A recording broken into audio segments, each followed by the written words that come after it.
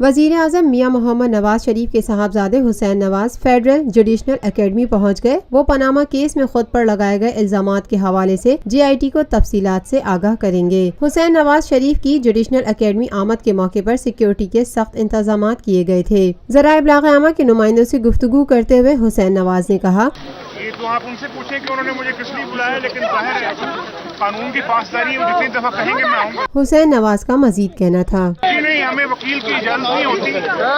और एक बात मैं ये कहना चाहूंगा कि मुझे मालूम नहीं है उसे किस चीज की जो है यहाँ पूछताछ हो रही है।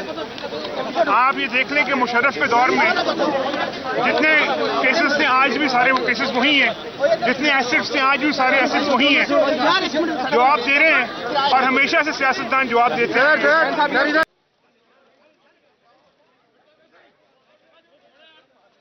Lotus Lake Towers, a groundbreaking endeavor by Lotus Properties.